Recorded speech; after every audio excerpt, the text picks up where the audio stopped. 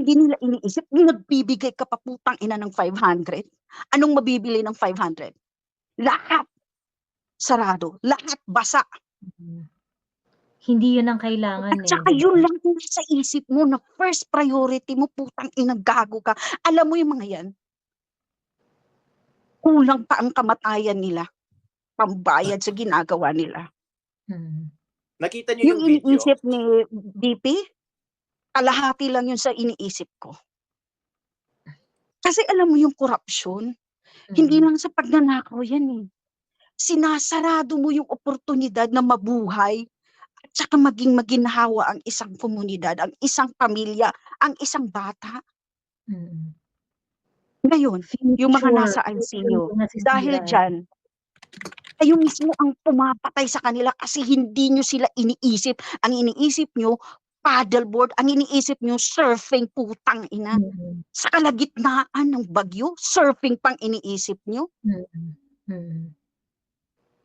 Sakit Magpa-cool, isipin, eh. Kami magpa-cool. dito, Mm. hindi kami nangangarap na magiging habambuhay kahit iba na ang citizenship namin. Mm. Balak pa rin naming umuwi. Anong uuwian namin? Sa klase ng pamahalaan na meron tayo ngayon. Alam mo yung putang ina, naghihirap kami dito, hindi maganda ang maging second class citizen kahit papaano, kahit Amerikano na kami rito. Pero ibang-iba pa rin. Paano kami makakauwi niyan? O ganyang klaseng ang hirap isipin. Alam mo, kanina pa ako sabi ko, hindi ko kasi alam tong StreamYard na 'to, eh. Lagi ako naka-out, lagi ako naka-in. I made it a way that I could juggle with the system. Pero paano ba 'yan? Mm. May kapamilya ako ngayong nasa Bicol. Mga matatanda na may family group chat kami, hindi ko alam anong nangyari sa kanila. Walang isa kahit nakapag-reply. Kasi wala silang kuryente, walang internet. Paano kung isa sa mga namatay ang kapamilya ko? May Mm. maliit pa akong anak, 5 years old, hindi pa nakaapak ng Pilipinas. Gusto ko man lang ngayon man lang na taon, pero hindi puwede. Alam mo, ang hirap kaya ng buhay namin dito sa Amerika, sa totoo lang. Kaso wala kaming choice. Kaya pinaghahandaan namin sana yung pag-uwi namin kahit 44 pa lang ako, yung asawa ko, isa ding nurse.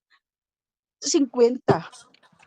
Pero hindi ko makita, eh. Hindi ko makita yung pag-asang yung pamumuhay na meron sana kami nga dito, yung kahit man lang sa pagkain na Mm. mura, na Mm. yung pagkain nga namin dito tinatapon-tapon lang namin pagka medyo ano na, tsaka kaya namin. Kahit nurse lang kami dito, kaya namin naman. Pero 'pag nurse kami dun sa ewan ko, hindi ko alam. Kaya Mm. ang hirap. At saka yung iniisip ko talaga 'pag bumagyo, na kahit isipin yung nasa ospital, kaya nga nasa ospital kasi helpless sila. Tapos ang dami-dami pa nilang iniisip gagawin, magbigay pa, alam mo yung pagbibigay ng pera?